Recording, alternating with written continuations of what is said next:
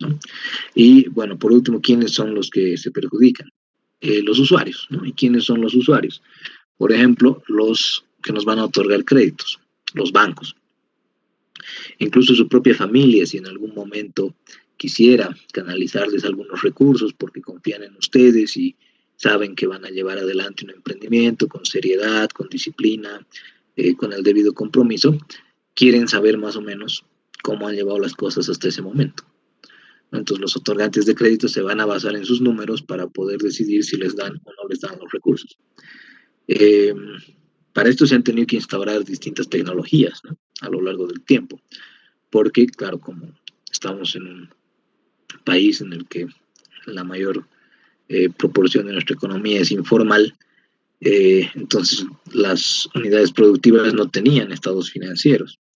Y para ello, las entidades que se dedicaban a las microfinanzas han desarrollado ciertos cuestionarios, han desarrollado algunas maneras de eh, poder darse cuenta de cuál es el flujo de efectivo que generan estas unidades, cuáles son los ingresos, cuáles son las utilidades, siempre tratando de anticipar que no se sobreendeuden. Entonces, ahí hay que revisar que durante un tiempo de la historia, entre 1987 y 1997, en este país han quebrado pues eh, más de 10 bancos, ¿no? Creo que el otro día les daba algunos números y claro, a raíz de eso es que tenemos que aprender a generar nuevas restricciones, a generar nuevas normativas y muchas veces parecen muy tediosas, ¿no? Es un poco a lo que nos estábamos refiriendo cuando decíamos a veces el banco se pone demasiado exigente con los requisitos para poder dar crédito. Bueno, no hay que olvidar que eso es fruto de todos los errores y de todas las catástrofes que han ocurrido en el pasado, de por qué termina siendo así, ¿no? En un entorno de negocios en el que no hay confianza, en el que no puedes confiar en el de al lado, porque claro, vuelven estas ideas, ¿no? De que en la vida estafas o te estafan, ¿no? Es así como funciona, y así piensas que funciona. Entonces, claro, no le puedes ofrecer recursos a nadie porque sabes que estás asumiendo un riesgo demasiado alto de que no te devuelvan nada, o de que no te paguen los intereses, o de que pasen situaciones que no quieres atravesar. Entonces, estos otorgantes de crédito son un banco múltiple, ustedes tienen una empresa, lo primero que van a querer ver son sus números. Si ustedes no tienen números, van a tratar de revisar otras formas alternativas de cómo ver si se les puede otorgar o no esos recursos, ya tienen que ver con tecnologías de microcrédito, pero bueno, en base a esas cifras que van a ir computando, van a decidir si son eh, dignos o no de obtener esos recursos. Los inversionistas en acciones también, ¿no? Y estos ya en otro nivel de interés. Los inversionistas en acciones lo que están asumiendo ya es una participación en la compañía.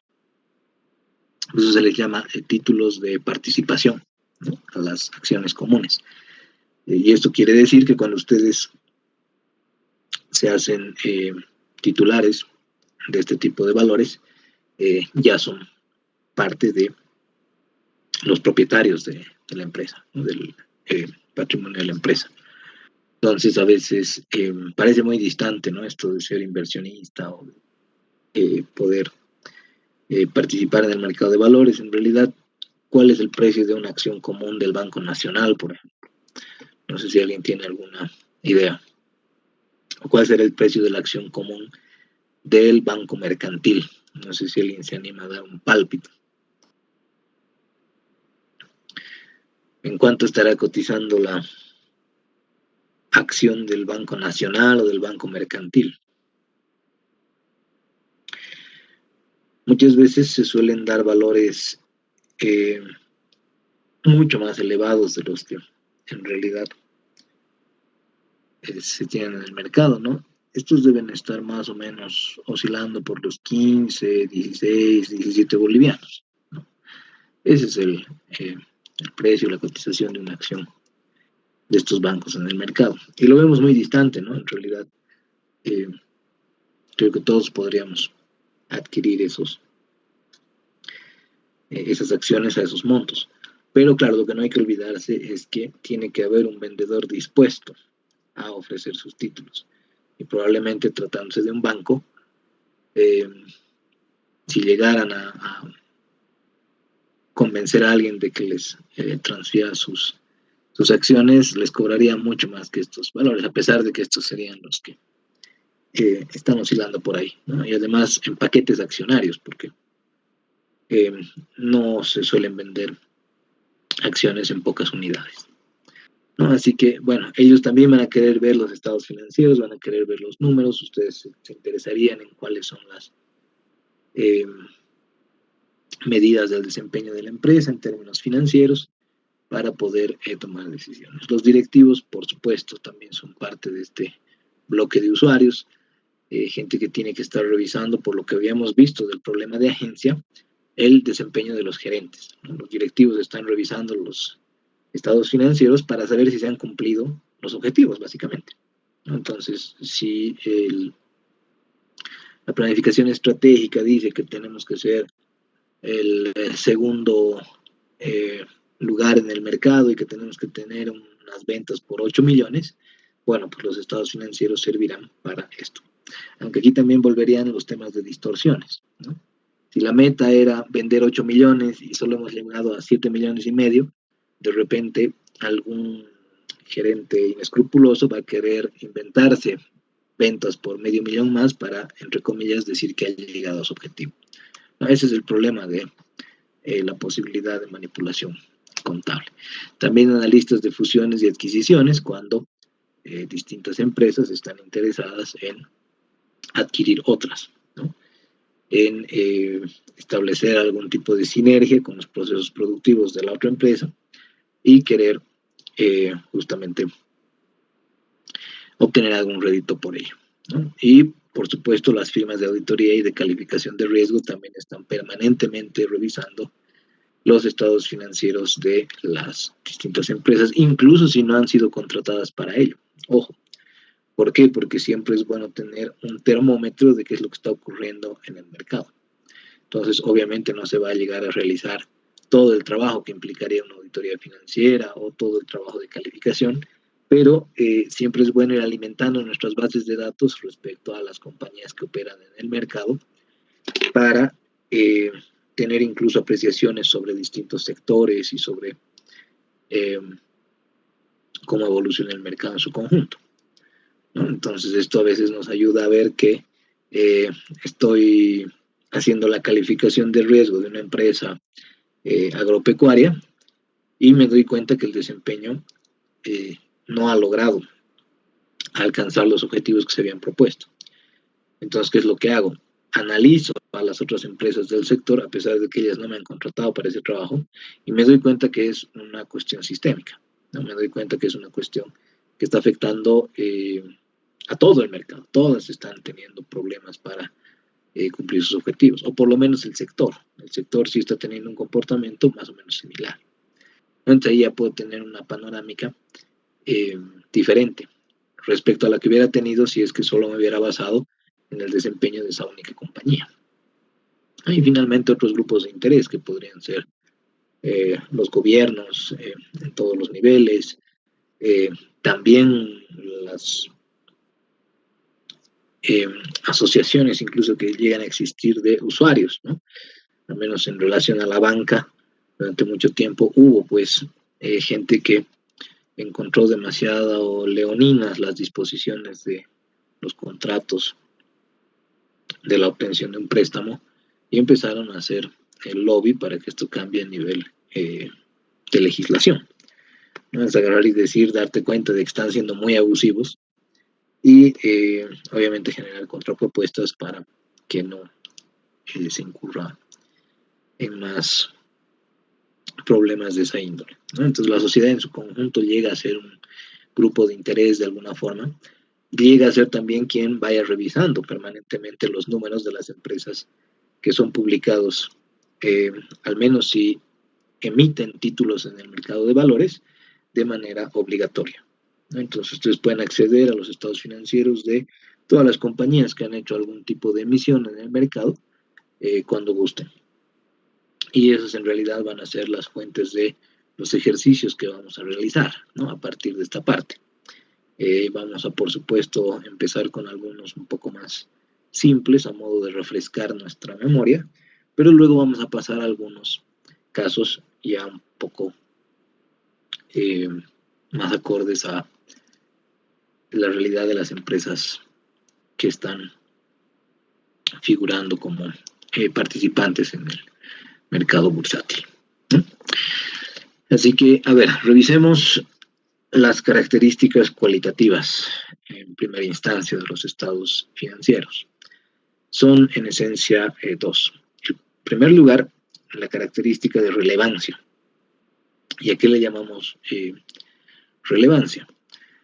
A que vamos a decidir si incluir o no incluir la información en la presentación de nuestros estados financieros, si esta puede afectar potencialmente las decisiones. Entonces tenemos que tener mucho cuidado porque a veces pueden haber criterios subjetivos que llevan a las empresas a ocultar algunos eventos o algunos hechos que podrían llegar a tener impactos en el tipo de decisión que hubieran tomado estos que estaban más atrás, ¿no? Voy a poner un ejemplo que lo voy a volver a utilizar a futuro. Digamos que el Servicio de Impuestos inicia una acción legal en contra de una empresa por una deuda tributaria. En la medida en la que avanza ese proceso y en la que se va volviendo más probable que la empresa termine perdiendo contra el SIN, es decir, que se termine obligando a pagar a la empresa esa deuda tributaria, esto tendría que ir apareciendo en el pasivo de la compañía, ¿no? Y probablemente porque no se han establecido lineamientos específicos al respecto y alguno puede distorsionar los criterios subjetivamente, resulta que no se han incorporado. Entonces, al final lo que se termina haciendo es pues una distorsión contable. Resulta que de la noche a la mañana aparece un pasivo que no estaba ahí hace poco tiempo y obviamente esto hubiera afectado las decisiones de los distintos usuarios. Así que, como dice acá, la información puede tener valor predictivo, valor confirmatorio, o ambos. Porque esta información, lo que estamos tratando nosotros de interpretar y de emplear para la toma de decisiones, tiene que tener un valor para anticipar lo que va a ocurrir en la empresa. Es decir, si yo estoy revisando una empresa como Entel y año tras año ha tenido ingresos de cierto tipo, lo que me están permitiendo estos números es hacer una expectativa, ¿no? Puedo agarrar incluso algún método cuantitativo, puedo aplicar una regresión lineal o puedo aplicar algún otro tipo de herramienta y puedo decir, estoy esperando más o menos que en el siguiente periodo el ingreso vaya a ser de este monto, ¿no? Entonces ese es un valor predictivo. Mientras más enriquecidas, mientras más ampliamente expuestas y la palabra es mientras más extensa sea la información con la que contamos, es por supuesto algo mucho más valioso para los distintos participantes del mercado y para los usuarios, ¿no? Porque así tenemos mejor capacidad de anticiparnos a corregir a una empresa si es que está haciendo alguna práctica ilícita, y también recompensar a aquellas que están teniendo un buen desempeño. ¿Recompensarlas de qué modo? Bueno, sus cotizaciones, que son el reflejo de la apreciación del mercado sobre ciertas compañías, obviamente va a mejorar, ¿no? También podría haber un valor confirmatorio.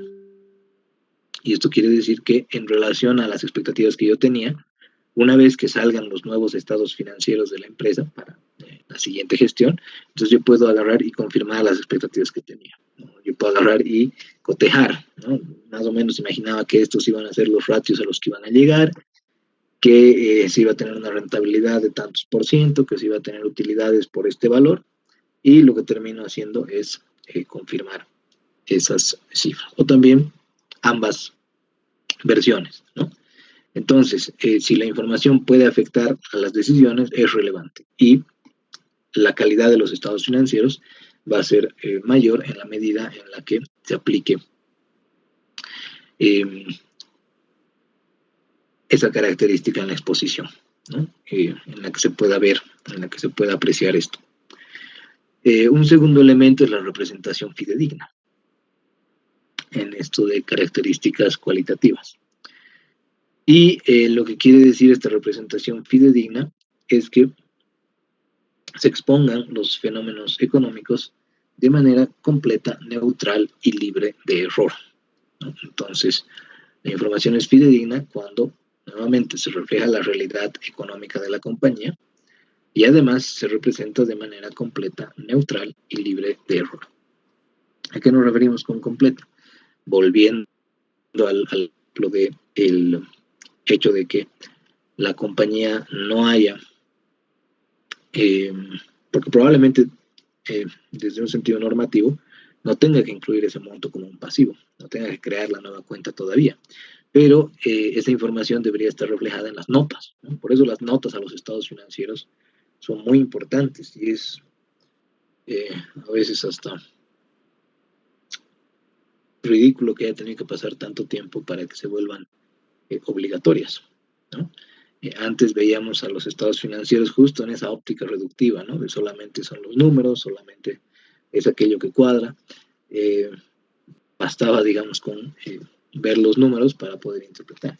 Pero en realidad las notas son esta información complementaria que nos permite terminar de entender cómo han sido producidos esos números, cuáles han sido los métodos que se han empleado, cómo se desagregan ciertas cuentas para poder entender mejor el riesgo en el que se incurre porque la empresa esté funcionando de cierto modo.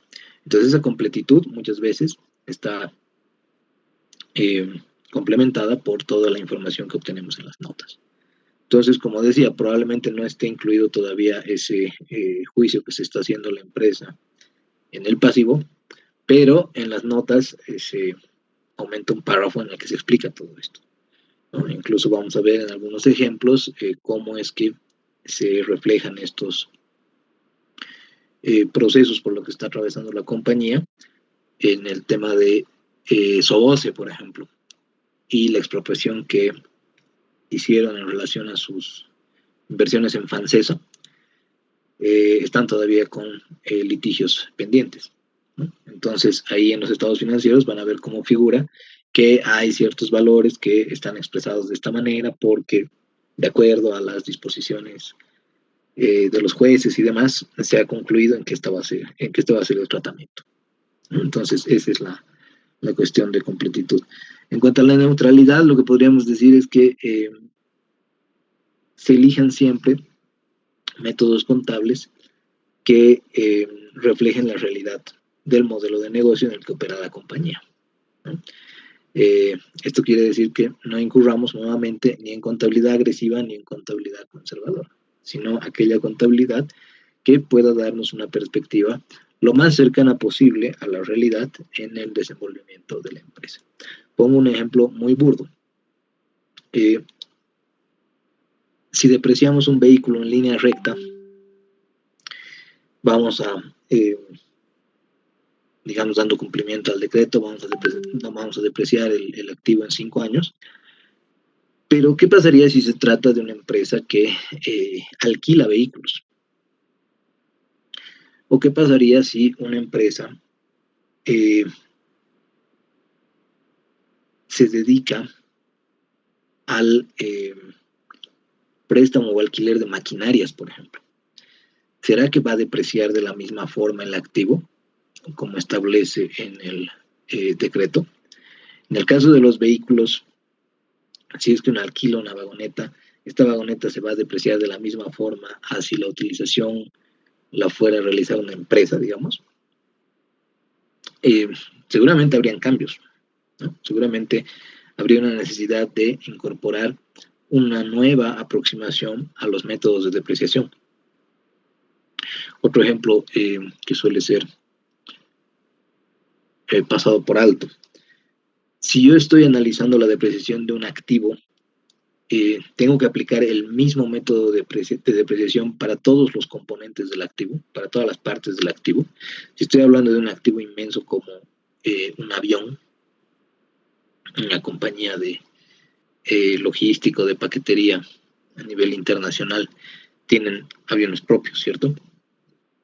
Algunos a través de contratos de leasing y demás, pero si es que la empresa es dueña, es propietaria de su avión, ¿será que va a depreciar la totalidad del activo de la misma manera? ¿O puede depreciar la turbina a través de cierto enfoque, a través de cierto método, y luego puede depreciar el fuselaje de otra forma, y puede depreciar la cabina de otra forma? Bueno, a eso es a lo que nos referimos cuando necesitamos reflejar la realidad económica del modelo de negocio, la realidad económica de la empresa. Porque volviendo al caso del vehículo, si yo alquilo una vagoneta y está todo el día en las calles, ahora obviamente esto es más difícil, pero si yo doy vagonetas en alquiler, seguramente eh, se agotan más rápido, eh, empiezan a tener un comportamiento distinto al que tendría una empresa si es que adquiere una vagoneta para el uso de sus ejecutivos, por ejemplo. Entonces esto obviamente crea conflicto porque resulta que incluso los métodos de depreciación deberían estar acordes al modelo de negocio de la empresa. Y por supuesto, además la administración tributaria va a decir otra cosa, ¿no? Va a decir que ahí pueden haber diferencias. Pero bueno, esa neutralidad tiene que verse reflejada en que siempre se elijan justamente métodos que no vayan a tener algún interés por detrás de exposición fraudulenta, ¿no? Con los inventarios, ¿no? Otro típico caso en el que las empresas deciden usar PEPs o usar promedios o webs, por ejemplo, ya directamente NIF ni lo reconoce, ¿no? Pero solamente por el hecho de usar cierto método de aproximación en inventarios, ya podría tener una distorsión, ¿cierto? En cuanto a cuál es el valor en los activos que yo estoy reconociendo, en cuanto a cuáles son los valores, por ejemplo, de previsiones. Si yo pongo un porcentaje de previsión para incobrabilidad, un porcentaje de previsión para obsolescencia de inventarios, y me doy cuenta de que mis competidores, por ejemplo, usan porcentajes menores o mayores, yo de repente voy a querer cambiar o voy a querer adaptarme o voy a querer salirme del hecho de previsionar porque está reduciendo la cantidad de activos que yo podría exponer en el balance. Entonces, todos estos son temas que al final pueden afectar no solamente el hecho de que los números sean confiables o no, sino la decisión que se toma subsecuentemente, ¿no? Y bueno, esto creo que es bastante obvio, libre de error, implica que se evite cualquier omisión, cualquier...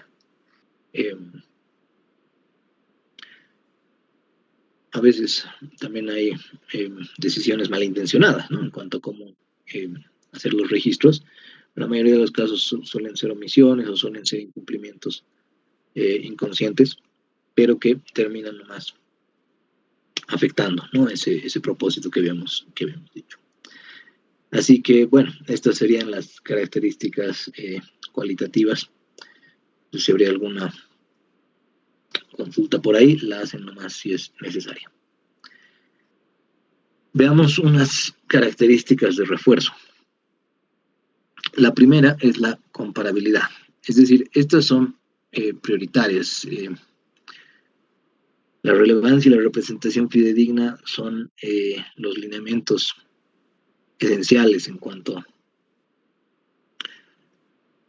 lo que tienen que cumplir los estados financieros para poder ser presentados. Y aquí llamaríamos a estas características de refuerzo, que si bien se presentan a veces en mayor y menor medida por la sofisticación de los modelos de negocio o por algún tipo de etapa en la que se encuentre la compañía, son también muy deseables, ¿no? El primero es la comparabilidad. Y esta quiere decir que los estados financieros, en la medida de lo posible, deberían poder ser comparables entre las distintas organizaciones, ¿no? Entonces, Esta debería permitir identificar y comprender similitudes y diferencias de partidas. Esto quiere decir que, si bien cada compañía tiene su propio plan de cuentas y tiene su enfoque, porque cada contador es un mundo, suelen decir, eh, y esto obviamente se refleja en su trabajo, ¿no? Se refleja en cómo han sido preparados los libros. Pero la idea es que si, digamos, ustedes estuvieran evaluando a una compañía como la droguería Inti, si ustedes hacen la comparación con otra compañía del mismo rubro, deberían ser más o menos similares, ¿no? Deberían tener más o menos las mismas cuentas, deberían tener similitudes incluso en cuanto al comportamiento del modelo de negocio. No estamos diciendo que sean exactamente iguales, pero que sí deberían tener algún grado de comparabilidad, pues, con las otras empresas. Digamos, toman a Vago y toman a alguna más, toman a SAE, ¿no? Toman a Cofara, que dio. Entonces ahí van revisando que hay una posibilidad de hacer comparables a estas empresas para justamente lo que decíamos, ¿no? Que haya incluso una perspectiva, una apreciación respecto al rubro en su conjunto. Un segundo elemento tiene que ver con la verificabilidad, y esto es posibilitar que agentes independientes, como dice aquí, puedan estar de acuerdo en cuanto a la representación fidedigna. Entonces esto, en un sentido amplio, implica que tanto ustedes como yo puedan agarrar los estados financieros de cualquier empresa y puedan reproducir los cómputos, ¿no? O sea, en primer lugar, si estamos viendo un balance, por ejemplo, podamos agarrar y llegar a los mismos totales, ¿no? Podamos llegar al mismo, a las mismas cantidades que están ahí. Sé que esto parece obvio, pero aunque no crean, incluso en empresas estatales, uno puede llegar a bajarse o descargarse los estados financieros y darse cuenta de que no cuadran. A ese nivel podemos llegar. Nosotros vamos a ejercitar esto. ¿De qué manera? Vamos a agarrar los estados financieros de algunas empresas y vamos a reproducir, por ejemplo, el estado de flujos de efectivo. Y ustedes dirán, ¿para qué vamos a reproducir el estado de flujos de efectivo? Si es que ya está hecho, ¿no? Los números ya están ahí, no molestes. Bueno, la idea es justamente que podamos cumplir con esta condición de verificabilidad. Dice que cualquier agente independiente podría agarrar esos estados financieros y ponerse a cotejar las sumas, ¿no? Porque a veces en cosas tan simples resulta que no se están cumpliendo los criterios, ¿no? Entonces el activo cuadra con el pasivo y el patrimonio, pero cuadra porque, como algunas veces les ha debido pasar en las materias de contabilidad básica y demás, les da rabia, entonces no llega el resultado, no le cuadra, entonces lo fuerza, ¿no? Nos ponemos gorro de chef y empezamos a hacer que los números estén distorsionados, ¿no? Bueno, ahí es donde vamos a tratar de aplicar este criterio de verificabilidad. Otra característica sería la oportunidad. Dice que la disponibilidad de la información sea de manera previa a la toma de decisiones. Nuevamente, parecen obviedades todos estos elementos, pero aunque no crean, muchas veces las organizaciones de todo tipo las terminan pasando por alto, ¿no? Terminan incurriendo en justamente lo opuesto.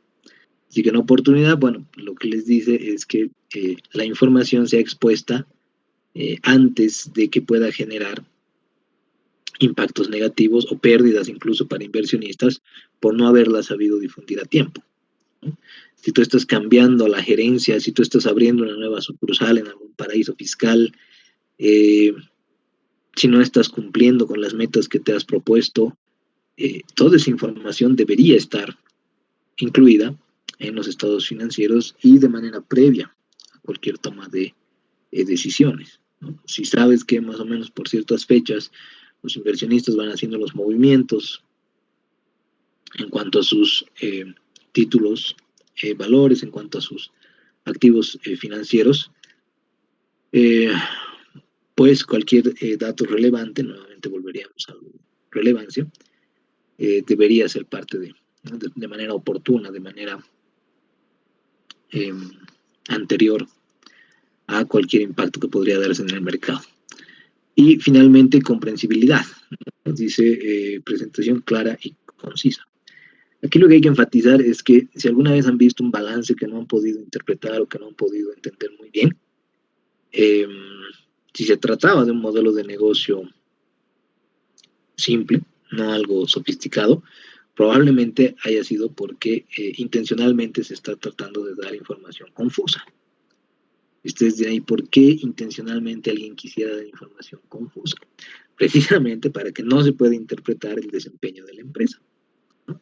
Entonces aquí tendremos que volver un poco al análisis del plan de cuentas, ¿no? Dice aquí clara y concisa. Cuando el plan de cuentas está debidamente ordenado y lo que intenta hacer es reflejar de la manera más eh, transparente posible el desempeño y el funcionamiento de la empresa, entonces la cosa se simplifica bastante.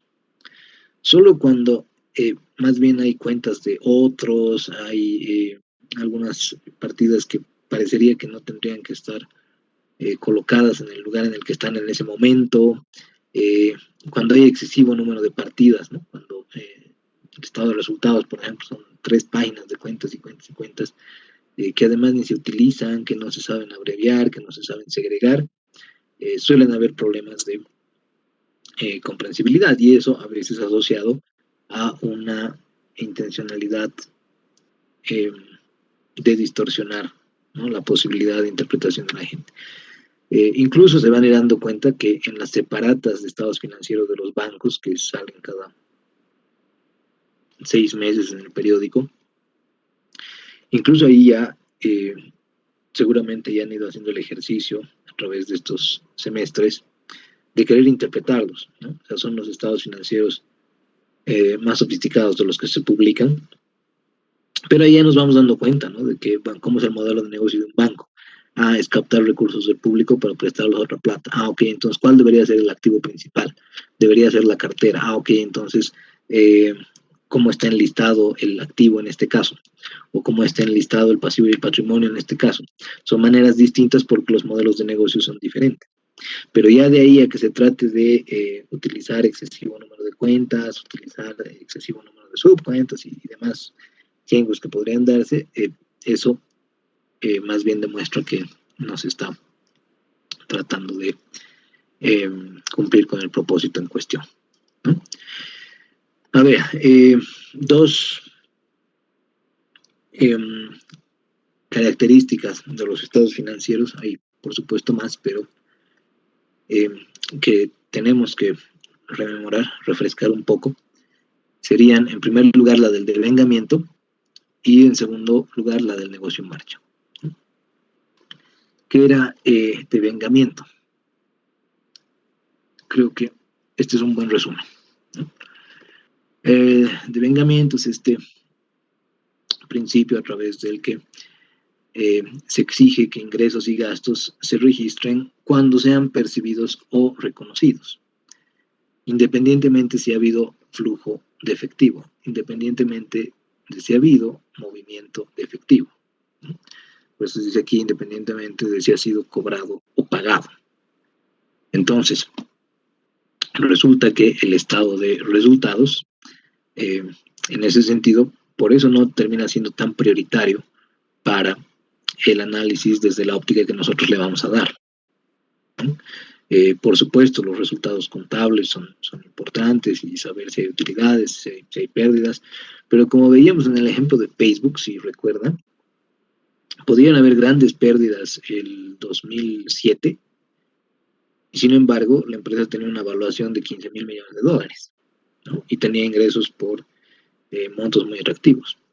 Entonces resulta que, dependiendo de la óptica que se tenga, el devengamiento, por supuesto, funciona para dar cumplimiento a la exposición contable, pero para nosotros es importante porque tenemos que entender esa diferencia, ¿no? Una cosa es que se haya reconocido el ingreso, el gasto, la ganancia o la pérdida, otra cosa es que haya habido flujo de efectivo.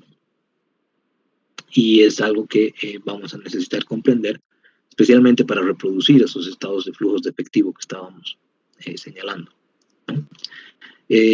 ¿Cuál es el propósito? Uno diría, pero al final podríamos hacer todo en base de efectivo y ya, ¿no?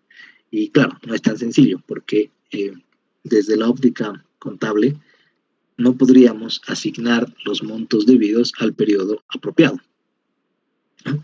Incluso es por esto que en algunos estados de resultados vamos a ver cuentas como ingresos de gestiones anteriores, por ejemplo, ¿no?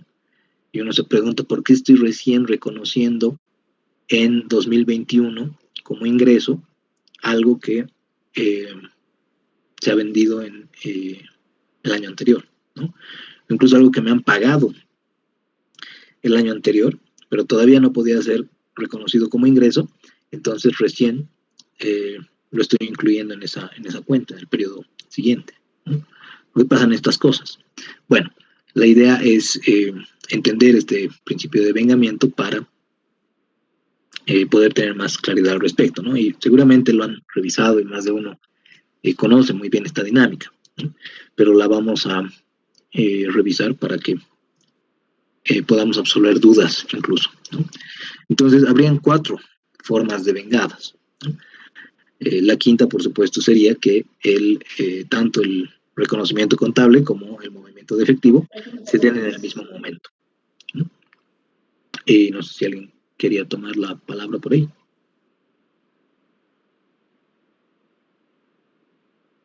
Ok, revisemos entonces estas 4 formas de vengadas que vendrían. No sé si me escuchan. ¿Se escucha bien? Sí, licenciado, se escucha. Ok, perfecto. Sí, hágame saber si se corta porque ya saben que a veces uno no puede ver el feedback. Entonces, habrían 4 formas, ¿no? Que involucrarían una entrada original y un ajuste posterior para conciliar justamente el movimiento de efectivo o el registro contable. Entonces, como decíamos, aquí al medio estarían estas transacciones en las que el reconocimiento contable de ingreso, gasto, ganancia o pérdida se da en efectivo, al contado. La transacción está saldada, no es necesario el devengamiento aquí, porque se está dando una transacción contable que está ocurriendo al unísono en efectivo, está generando movimientos de efectivo. Es una venta que es al contado, ¿no? Es un gasto que está siendo pagado en efectivo, ¿no? Entonces ahí no hay problema. Las otras 4 posibilidades tendrían que ver en el bloque izquierdo con movimientos de efectivo anteriores al reconocimiento contable. Es decir, aquí va a haber un movimiento de efectivo antes de que yo pueda registrar un ingreso, gasto, ganancia o pérdida, ¿no? Primero se está moviendo el efectivo y luego recién voy a poder reconocer esa transacción, ¿no? Y un primer concepto es el del ingreso diferido, ¿no? ¿Qué sería un ingreso diferido? Como dice ahí, la entrada originadora va a ser el registro de la recepción del efectivo. Esta sería gente que me está pagando por un producto que probablemente yo no tengo, se me ha acabado el inventario, pero ellos están como que asegurando de alguna manera su contar con este producto.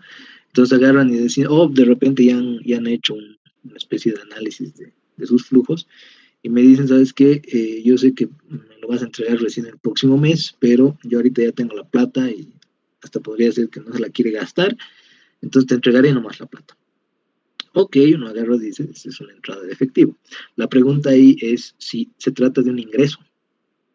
Y la respuesta va a ser que no, pues no puede ser un ingreso, porque yo todavía no le he entregado el producto que le estoy vendiendo, ¿cierto?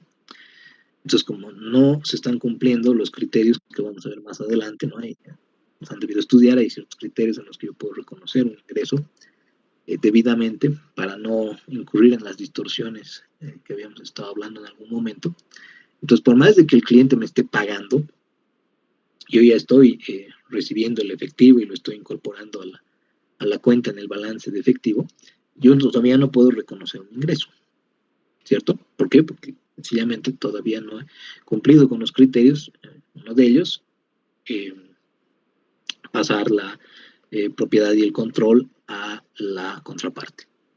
Entonces aquí se va a generar esta entrada originadora en el que hay un registro de la recepción del efectivo y la contrapartida va a ser el establecimiento de un pasivo. ¿Por qué va a haber un pasivo ahí? Porque como no lo puedo reconocer como ingreso, estoy reconociendo más bien que yo le debo a este cliente, pero no le debo en dinero ya, ¿no? Le debo, sino más bien en especie, podríamos decir, entre comillas. O ahí, como está dispuesto, podría ser un anticipo también del cliente. No es que me ha pagado la totalidad del bien, sino que me ha dado un anticipo. Y como yo no le voy a rechazar su dinero, ok, lo voy a recibir, seguramente ahí vamos a hacer alguna nota. En realidad, incluso en base a la 843, la emisión de facturas entre pagos totales, parciales, o a la finalización del servicio o a la entrega del bien, ¿no? Entonces, incluso nuestra ley ahí es un poco controversial, porque ¿qué pasaría si, digamos, yo le emito la factura, pero después se arrepiente y me devuelve, pero yo ya le emitió la factura y de paso ya se la ha descargado? Entonces, escucha, un chenco, ¿no? Todos esos detalles que todavía tenemos pendientes para resolver.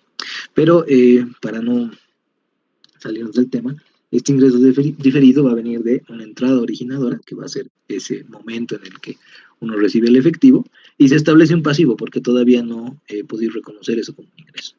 Ya la entrada de ajuste más adelante, cuando el tipo venga y recoja el producto que yo le he ofrecido, va a eliminar el pasivo y va a registrar el ingreso debidamente, ¿no? Entonces, ese sería un primer ejemplo desde el bloque de los ingresos, en el que el movimiento de efectivo ya se ha dado con antelación, pero el ingreso recién se va a poder reconocer en el futuro, ¿no? Cuando yo le entregue ese producto. Lo propio del otro lado, ¿no? Del lado de los gastos. Ahí la cuenta más representativa serían los gastos prepagados, que implicaría que yo ya estoy pagando por algún tipo de servicio o incluso por algún producto, pero todavía no lo puedo reconocer como gasto. ¿Por qué? Porque, obedeciendo al término, todavía no lo he gastado, pues, ¿no? Entonces, ¿qué dice aquí? Registro del pago en efectivo, ¿no? Entonces yo lo estoy erogando, y lo que estoy estableciendo más bien es un activo, ¿no? En el otro caso establecí un pasivo. Aquí lo que estoy haciendo es reducir el efectivo, pero al mismo tiempo estableciendo un nuevo activo, ¿no? Como ustedes conocen en la lógica contable, toda parte tiene una contraparte, ¿no? Toda cuenta tiene una contracuenta para poder saldar todos estos elementos. Entonces, aquí lo que ocurre es que en el ejemplo hay seguro pagado por anticipado. A veces ese tema es controversial, porque hay quienes dicen, no, pues, pero es que si no has tenido algún siniestro, todavía no estás usando el servicio. No. Lo que pasa es que ahí no hay que confundir. No te olvides que lo que te está ofreciendo la empresa de seguros es una cobertura por el siniestro, ¿no? Es una cobertura por algún riesgo que tú obviamente quieres amainar a través de una póliza, ¿no? Entonces, si tú pagas un seguro por adelantado por un año, digamos que es una póliza de 1,200 por un año, la cobertura la vas a ir reconociendo de 100 en 100, un ejemplo muy burdo, durante cada mes. Cada mes que has utilizado el servicio, entre comillas, has utilizado la cobertura porque recién la estás gastando, ¿no? Entonces, si bien has pagado los 1.200 en enero, todavía no puedes reconocer eso como un gasto porque tienes que esperar de acuerdo a lo que seguramente se ha establecido contablemente. Tienes que esperar mes a mes para que esa cobertura se vaya recién registrando como gasto y reduciendo este activo, ¿no? Reduciendo ese gasto prepagado. Así que ese sería nuevamente un ejemplo en el que el movimiento de efectivo se da de manera anterior al reconocimiento contable. Lo propio podría ser con la suscripción a una revista, ¿no? Ese es otro ejemplo típico. Hoy en día el que más podría estar siendo empleado es el de software como servicio, ¿no? Estos software que no se compran como licencias, sino más bien como servicios. Entonces ahí siempre que contratan, digamos, algún tipo de solución por el estilo, tienen los precios por mes para un contrato de un año, que podrían pagar desde el inicio ya, o también podrían pagar mes a mes, pero siempre y cuando se obliguen a contratar por lo menos un año, o tienen el precio para cada mes. Entonces, estas son figuras en las que ahora se van haciendo más comunes este uso de gastos preparados. En la suscripción de la revista, por ejemplo, pagan de nuevo, ¿no? 600 pesos por la revista en cada uno de sus números. La revista es, no sé, bimestral. Entonces, cada 2 meses ustedes van obteniendo la revista, pudiendo reconocer el gasto y obteniendo también la reducción de ese activo. Entonces, eso sería del lado izquierdo. Del lado derecho, lo que tendríamos es lo opuesto, ¿no? Un movimiento de efectivo que se da de manera posterior al reconocimiento contable. Es decir, yo ya he colocado como ingreso, como gasto mi registro, pero todavía no se ha dado el movimiento de efectivo. Eso podría denominarse como un ingreso devengado. Entonces hay una entrada originadora, no hay un registro del ingreso porque se están cumpliendo los criterios. Yo ya he entregado el bien, hay propiedad y control por parte del cliente, hay documentos que validan todo esto, hay aceptación por parte del cliente, hay todos los elementos, solo que no me ha pagado. Pero como yo tengo una política de ventas a crédito, ese no es un inconveniente. Entonces yo estoy registrando ya el ingreso, pero lo que va a pasar es que el saldo queda pendiente, ¿no? Normalmente como una cuenta por cobrar. Solamente cuando el cliente venga y me pague, yo voy a nuevamente recolectar el efectivo, como dice ahí, y reducir la cuenta por cobrar. Así que se trataría de un caso en el que el ingreso ya había sido reconocido, solo que no se había dado el movimiento de efectivo. Y del otro lado, con los gastos, lo que pasa con las provisiones, ¿no? Se va a establecer un pasivo como provisiones de beneficios al personal, aguinaldos, por ejemplo, ¿no? Y se va a registrar un gasto. ¿De qué se trata esto? El aguinaldo lo pagamos una vez al año, ¿cierto? Pero resulta que yo ya, entre comillas, he gastado a mi personal, yo ya he gastado a mis colaboradores, ya he gastado la energía de mis empleados. Entonces, como ya se ha gastado, lo correcto es que yo refleje esos montos en el gasto administrativo de enero, febrero, marzo, abril, mayo, junio. Y sin embargo, vaya acumulando ese monto para que exista la salida de efectivo como tal en diciembre, ¿no? En el caso de los aguinaldos. Entonces, eso es a lo que le llamamos una provisión. Algo que tenemos cierto grado de certeza que va a ocurrir en base a cierto monto también en un momento específico, ¿no? A diferencia de las previsiones que tienen un mayor grado de incertidumbre. Pero lo que se da nuevamente es ahí, la entrada original, establecemos ese pasivo, ¿no? Y registramos también el gasto. Solo que como ese gasto no lo estamos pagando en ese momento, lo que estamos haciendo es dejar que se acumule, ¿no? Y una vez que llegue diciembre, va a haber la reducción de ese pasivo y el pago en efectivo. Entonces, así es como está diseñada esta base devengada para su cumplimiento en los registros contables. Obviamente sería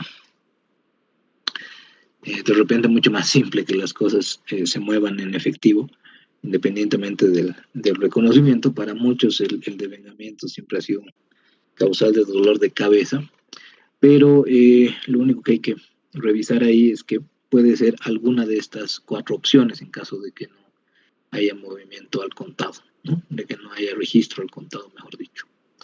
Así que, bueno, eso es algo que hay que rememorar un poco, porque nos va a molestar justamente en la preparación del estado de flujos de efectivo, ¿no? Cuando agarremos y digamos que se han reconocido ciertas partidas como cargos o abonos en el estado de resultados, sin embargo, no han generado movimientos de efectivo, por ejemplo, ¿no?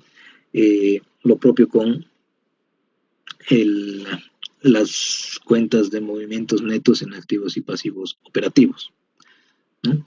En las cuentas por cobrar, por ejemplo, ¿no? Que las vamos a usar como ajuste de los ingresos para saber a través del método directo cuál ha sido el monto de cobros efectuados a los clientes, ¿no? Entonces, de este modo vamos a poder entender un poco qué es lo que está ocurriendo con la lógica del movimiento de efectivo para interpretar el estado de flujos. Bueno, no sé si sobre esto habría alguna consulta o duda. Licenciado. Adelante. Luis, adelante. Por decir, estoy, ¿no? Es una consultora. Nos dan para hacer un estado financiero de todo el 2020, pero tenemos, digamos, un problema, que es, como dijo usted, los ingresos diferidos, que, digamos, nos dan el estado de resultados y todo eso, los estados financieros del mes pasado, del año pasado, pero en ese estados, todo eso, no hay una cuenta que sea diferido, porque ya que en las cuentas bancarias desde el 2019 ya ha habido locatarios que han depositado su dinero, o sea, ya han pagado lo que son alquileres adelantados, pero se les ha emitido la factura ya en lo que es el 2020. Licenciado, ¿eso cómo podríamos solucionar o cómo se puede dar digamos, a dar solución? Porque ya que ingresos diferidos, por decir, si bien ya ha habido también pagos adelantados, digamos, en el año del 2020, nosotros lo estamos poniendo como alquileres diferidos o primas diferidos. Ya después se da de baja una vez ya emitido la factura. Entonces, estimado Luis, estoy tratando de entender, pero es muy entrecortado el audio. Por lo que entiendo, se trata de una empresa que ha hecho pagos en 2019 y que recién se han reconocido en 2020 con la emisión de facturas o algo así. Sí, licenciado. Sí, solo que, digamos, en el anterior no hay, digamos, cuenta que sea diferido. Eso cómo, digamos, lo podemos ya reflejar lo que es en esta gestión, o sea, en la gestión 2020 para hacer los estados financieros.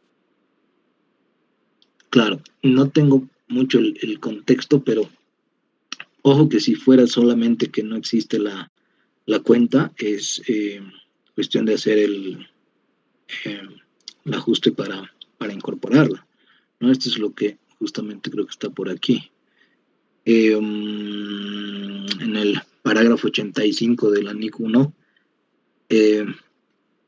esto trata de sustentar lo que les decía de reflejar la realidad económica de la firma, ¿no? La entidad siempre va a exponer partidas adicionales, títulos y subtotales, y aquí en estos 3 puntos es todavía más cosas, cuando sea relevante para entender su desempeño financiero. No creo que la restricción sea simplemente la existencia de la cuenta, pero ahorita no estoy pudiendo entender muy bien lo que me estás sugiriendo, porque te digo, el audio está muy, muy débil. No sé si me lo podrías enviar al correo para que yo te pueda dar una mayor claridad, porque lo que he entendido es simplemente que la inexistencia de la cuenta estaba impidiendo ese registro. Pero en ese caso, lo que habría que hacer es simplemente incluirla, ¿no? Por eso no creo que se trate solamente de eso. Pero bueno, nuevamente sería este tema, ¿no? De que a veces damos por obviadas las posibilidades de que, claro, el devengamiento está para asignar las transacciones al periodo contable apropiado. Y a veces ese periodo contable se pasa de nuestras manos y si bien quisiéramos registrarlo en un momento, porque puede ser que la entrega del producto, en el caso de los ingresos diferidos, haya estado en cronograma para cierta fecha, pero resulta que no se ha dado porque el cliente no ha venido a recoger o X esa razón, y recién se pueden reconocer esos ingresos en un siguiente periodo. Y para eso, bueno, nuevamente tendríamos que incluir en el estado de resultados, por ejemplo, una nueva cuenta en la que tengamos, creo que este era uno de los ejemplos de la...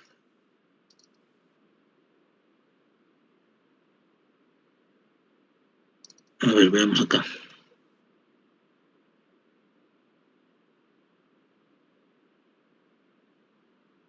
Aquí está, ¿no? Este es el estado de ganancias y pérdidas de la INTI a 31 de marzo de 2020.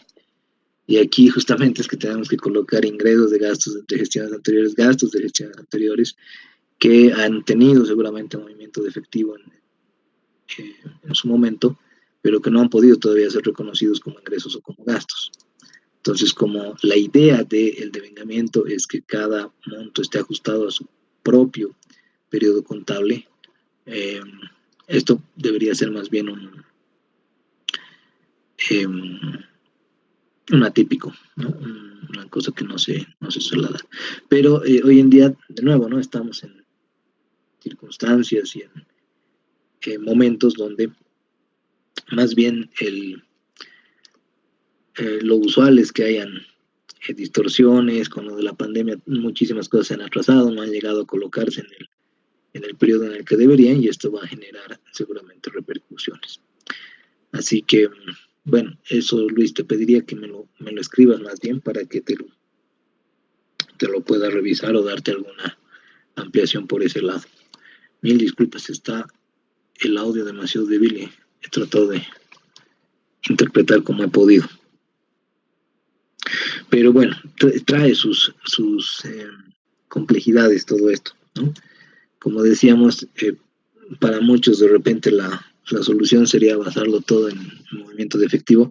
No podíamos tener proyecciones de largo plazo, también dicen algunos, no podíamos tener el horizonte y la expectativa de proyección de la compañía.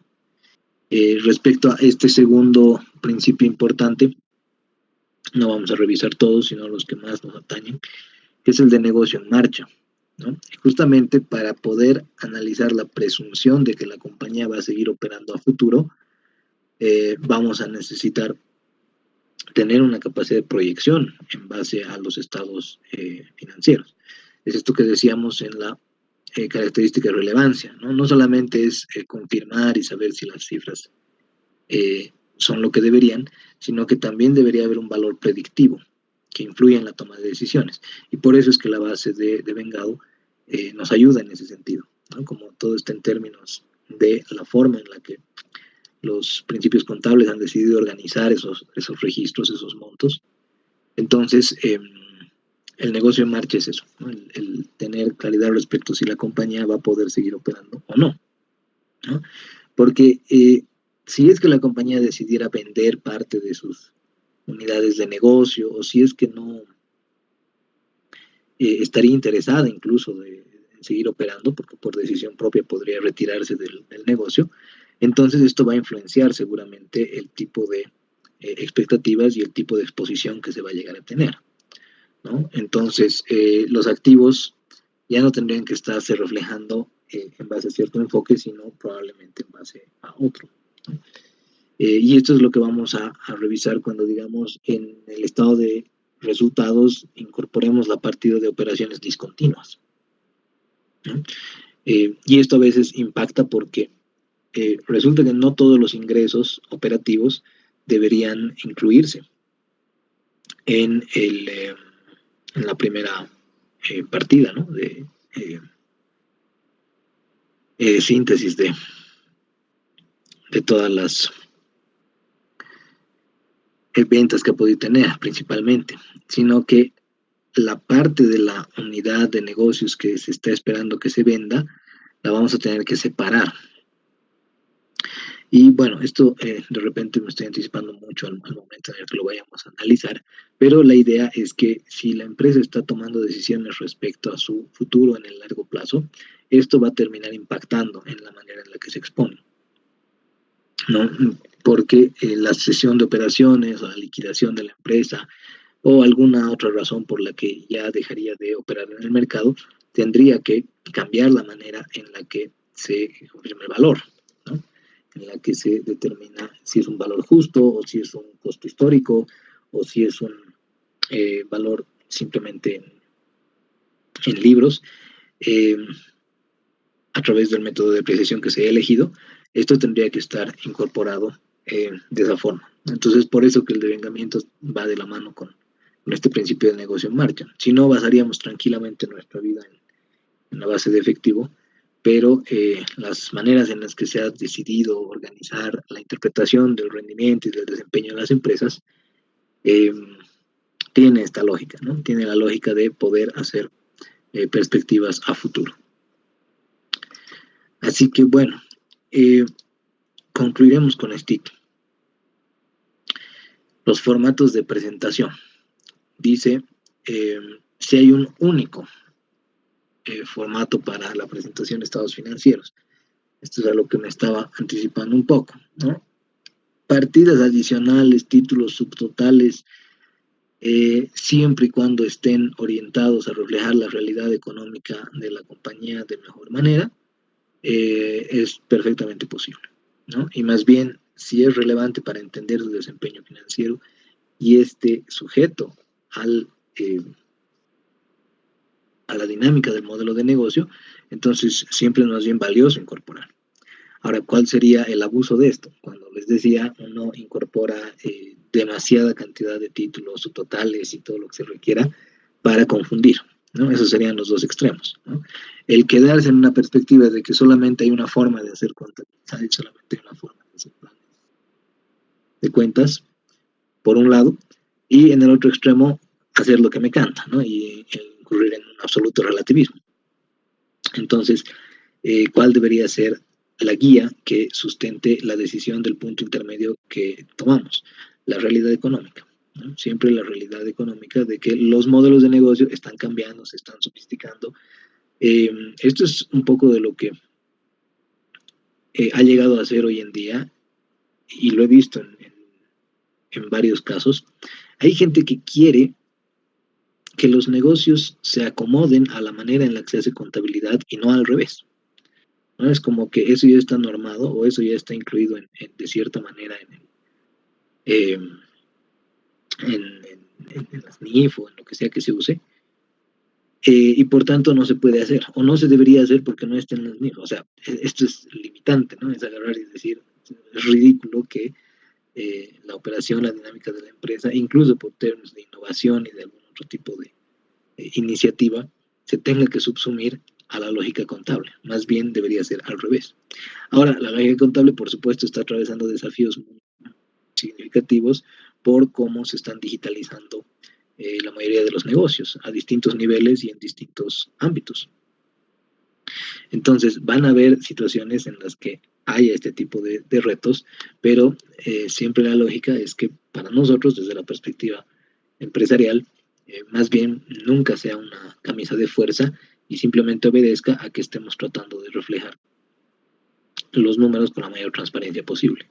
Y ya de ahí que todavía no se hayan tratado un montón de temas porque la realidad cambia más rápido de lo que pueden cambiar las normas y las estructuras, eso ya es otro cantar, ¿no? Pero bueno, 3 diferenciaciones que suelen darse. El formato sencillo contra el múltiple, ¿no?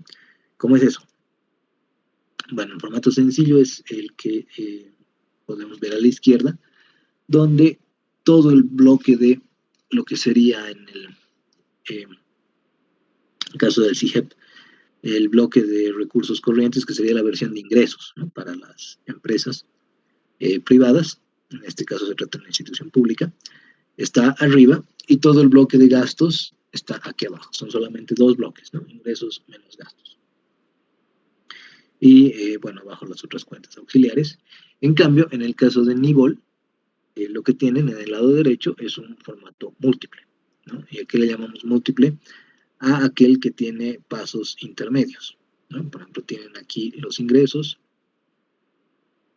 que seguiría teniendo todas las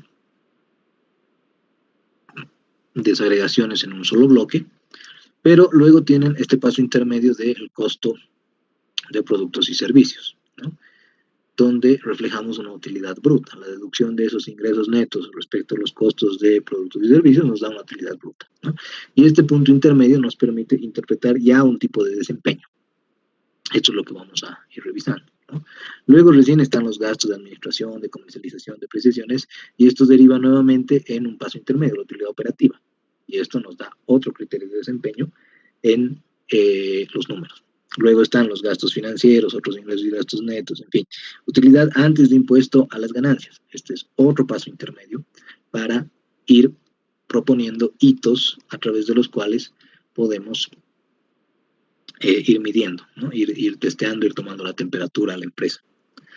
Del otro lado, como ven aquí, el costo de bienes y servicios, sueldos y salarios, los impuestos, las depreciaciones, todo está en un solo bloque. A eso le llamamos formato sencillo. Cuando en general hay solamente dos bloques, ingresos menos gastos, y en la parte de gastos están incluidos todas las partidas sencillas. En cambio, le llamamos múltiple a este formato. Normalmente es el que reflejan las compañías comerciales, industriales, privadas, donde hay estos hitos intermedios. Ahora, se preguntarán por qué hay estos hitos intermedios. Porque nos dan una perspectiva, y esto es importante ya saberlo desde ahora. Esos hitos intermedios nos dan una perspectiva del tipo de estrategia que está aplicando la empresa, por ejemplo. Nos dan una perspectiva del tipo de modelo de negocio en el que está operando la empresa.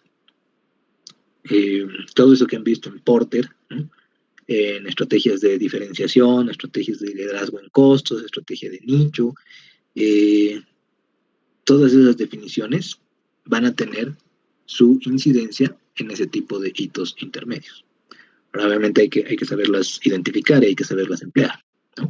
Pero la razón por la que ponemos esos hitos intermedios, utilidad bruta, utilidad operativa, utilidad antes de impuestos y demás, es para poder tener un reflejo de si se están aplicando o no las decisiones estratégicas y de si se están dando cumplimiento también a los objetivos. Entonces esa sería una primera diferenciación, un formato sencillo versus un formato múltiple. La segunda manera de exposición, agrupamiento por naturaleza o por función. Y aquí tengo, creo, un ejemplo. Ok. El típico caso donde muestro esto es en el de las depreciaciones. Del lado izquierdo, en el caso de Telecel, tienen un estado de resultados, un estado de ganancias y pérdidas, donde la exposición de la depreciación está dada por naturaleza. ¿Por qué por naturaleza? Porque tienen aquí una partida específica, que además está en el bloque de gastos operativos, donde se reflejan todas las depreciaciones, ¿no? Las depreciaciones de activos fijos y amortización de cargos diferidos, dice, 1.002 millones, ¿no? En cambio, en el otro lado, que tienen a la INTI, premio para el que encuentre depreciaciones, ¿no? ¿Dónde están metidas las depreciaciones en el caso del lado derecho? Justamente, no están expuestas de manera separada, no las van a encontrar aquí en la lista de las cuentas, pero donde van a estar incluidas van a ser en el costo de la mercadería, en el gasto de comercialización, en el gasto de administración, en el gasto de producción, en fin. Entonces, a eso le llamamos una exposición por función, ¿no? La depreciación, en el caso de la derecha, sabemos que está ahí, que ha sido reconocida en el estado de ganancias y pérdidas, pero como cumple distintas funciones, está cumpliendo una función en el costo, está cumpliendo una función en el gasto de comercialización, en el gasto de administración, en el gasto de producción, prefieren exponerla de esa manera, ¿no? Que no esté separada de forma aislada, de forma explícita, y que más bien obedezca a la función que está cumpliendo en cada una de esas cuentas, ¿no? En la cuenta de costo, en la cuenta de gasto, y en cada una de ellas. En cambio, en el otro lado se prefiere que se maneje de manera separada, dándole, por supuesto, prioridad a su naturaleza, ¿no? La naturaleza que cumple la depreciación como parte de la lógica contable. Y bueno, vamos a volver a revisar esto, ¿no? el día miércoles, pero la última distinción sería entre la presentación basada en liquidez y la que seguramente más de uno ya ha realizado, que es la separación corriente-no corriente, ¿no? En el caso del balance, que nos referimos. Aquí tengo un ejemplo, basado en liquidez, basado en corriente-no corriente, ¿no? El de abajo debe ser con el que esté más familiarizado, ¿no? Activo corriente, disponible, cuentas por cobrar, otros cuentos por cobrar, anticipos a proveedores, inventarios, gastos pagados por anticipado. Esto es de Sofía. Y en el activo no corriente, inversiones permanentes, activo fijo neto, anticipos a proveedores, inventarios y otros activos. Ok, esa es una separación entre lo que estoy esperando que se realice en este mismo periodo y lo que va a durar más de un periodo contable, más de un ciclo contable, ¿no? En cambio, en el ejemplo de arriba, que justamente tienen el balance del Banco Sol ahí, lo que tienen es todos los activos, pero no separados entre corriente y no corriente. ¿Por qué? Porque como decíamos, en un banco, la cartera es el principal activo, ¿cierto? Están las disponibilidades, las inversiones temporarias, las otras cuentas por cobrar, los bienes realizables, las inversiones permanentes, bienes de uso, otros activos, están. Pero en el caso de la cartera, al poner aquí cartera vigente, cartera vencida, cartera en ejecución, como se trata del principal activo de un banco, probablemente haya una porción que se está, que debería corresponder, digamos, al concepto de corriente y el otro no corriente. No tendría mucho sentido. Entonces, el banco va a preferir ordenar sus activos en base a la liquidez o a la cercanía de su liquidez en relación al vencimiento o maduración de, ya sean activos financieros o de lo que corresponda, ¿no? Entonces, ahí uno diría, pero está todo mezclado, claro, pero es que en este valor que se está moviendo permanentemente y que está fluctuando con mucha dinámica, de repente no tendría tanto sentido hacer esa separación minuciosa cada día, porque cada día tendrías que ir manejando una nueva configuración, ¿no? Una nueva representación. Entonces, si bien la gran mayoría de las empresas van a trabajar de esta forma, porque pueden hacer esa separación y más bien les conviene hacerlo para la interpretación de los estados financieros, en el caso de un banco, no. O de cualquier entidad, en la mayoría de los casos, asociada al sector financiero o bursátil, ¿no? Entonces, ahí está, ahorita te voy a contestar. Entonces, eso sería el detalle de entender lo que implica este parágrafo 85 del ANIC, ¿no? No significa relativismo absoluto, tampoco significa dogmatismo y doctrina cerrada, ¿no? No hay una sola forma de hacer las cosas, ni tampoco hay una total, digamos, no es un total despelote, sino que tiene que primar la lógica de reflejar de la mejor forma posible la manera en la que hago negocios. Así que bueno, eso por ahora. El miércoles de todos modos lo vamos a revisar. Ajá.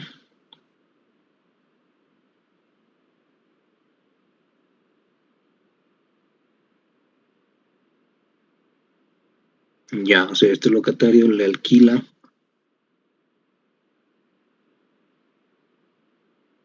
a la empresa.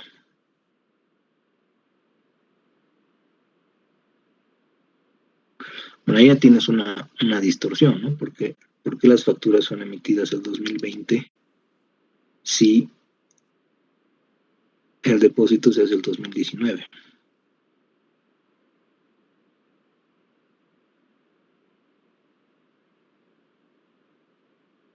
Bueno, eso sería todo por ahora.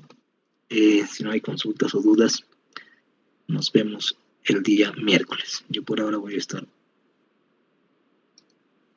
contestando esto por chat. Que estén muy bien, cuídense mucho.